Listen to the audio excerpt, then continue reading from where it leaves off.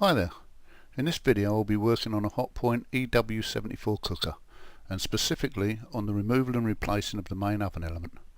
Fan oven elements are generally very similar in appearance and how they fit, so in this respect the video could be related to any number of other makes and models.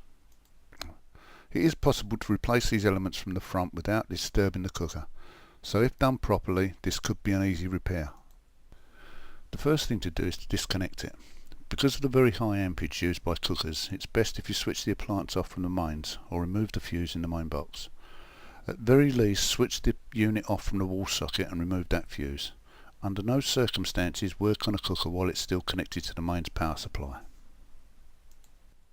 The element is held behind a panel at the back of the oven, and this cover is held in place by 4 screws. On other cookers, the element cover may almost encompass the whole of the back panel of the oven, and with these you may need to unscrew the light cover before removing it.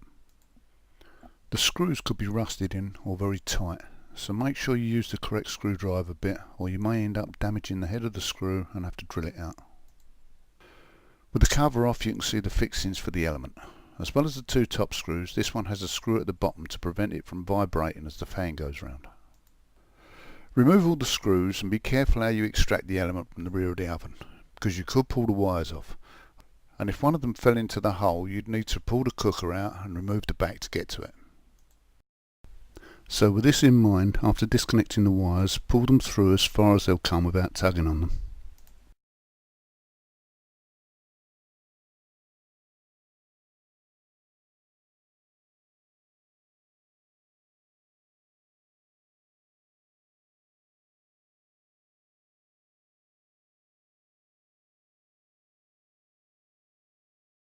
If there's no obvious fault in the element, such as a break in the casing or a section that's burnt out, it will be a good idea to do a continuity test, just to make sure that it is the element that's at fault.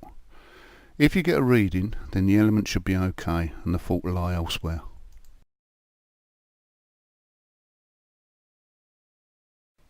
There may not be very much slack on the wire, so be careful when reconnecting to the element. And be extra careful not to fit the green and yellow wire on any terminal other than the earth, because you may blow the fuse, or worse, get an electric shock. The terminal is seen here as a centre pin on the element.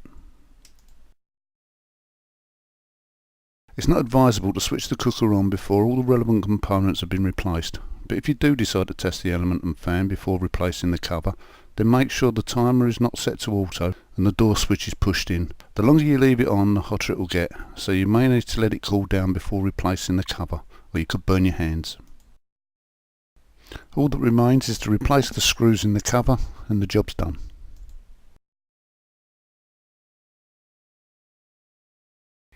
On behalf of Selfix UK, we'd like to thank you for watching this video and hope you found it interesting. Goodbye.